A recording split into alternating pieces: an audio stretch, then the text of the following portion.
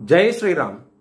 2022 నుంచి 2025 జూన్ వరకు మొత్తం 17 ప్రెడిక్షన్స్ అనేవి ప్రూవెన్ అయ్యాయి. ఆ 17 ప్రెడిక్షన్స్ అనేవి కింద డిస్క్రిప్షన్లో లింక్స్ ఇవ్వడం జరుగుతోంది. 2026లో యోగి ఆదిత్యనాథ్ ఇండియన్ ప్రైమ్ మినిస్టర్గా అయ్యే అవకాశాలు ఎక్కువగా ఉన్నాయి. మేషరాశికి అధిపతి కుజుడు.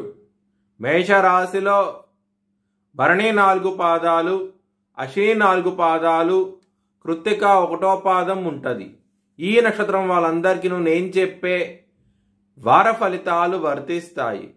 ఈ వారంలో లగ్నాధిపతి అయిన కుజుడు సింహరాశి నుంచి ఆయన కన్యారాశికి వెళ్తున్నారు 29వ తారీఖు నుంచి. దాని మూలంగా మీకు శత్రువులు అనేవాళ్ళు అధికంగా ఉంటారు. చాలా చాలా జాగ్రత్తగా ఉండండి. శని 12వ స్థానంలో ఉన్నారు. కుజుడు ఇక్కడ 6వ స్థానంలో ఉన్నారు. దాని మూలంగా శత్రువులతో ఇబ్బంది పడే అవకాశం ఎక్కువగా ఉన్నది. హనుమాన్ చాలీసా, కాలభైరవ అష్టకాన్ని చదువుకోండి. మీకు చాలా చాలా మంచి ఫలితాలంటూ ఉంటాయి.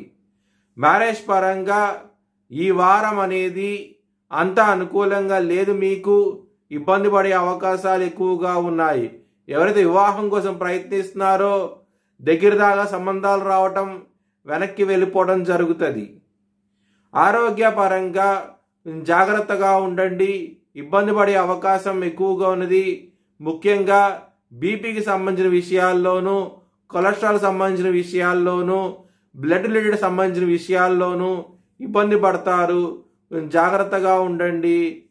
మీరు విష్ణు సహస్రనామం పారాయణం చేస్తే కనుక మంచి ఫలితాలంటూ ఉంటాయి.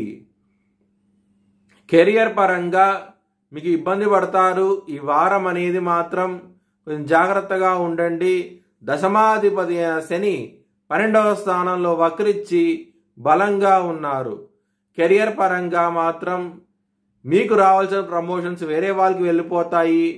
ఎంత కష్టపడినా సరే ఫలితం రాకపోవడం జరుగుతుంది. మీకు ఇబ్బంది పడే అవకాశం ఎక్కువగా ఉంది మానసికంగా ఇలా ఉండటం మూలంగా.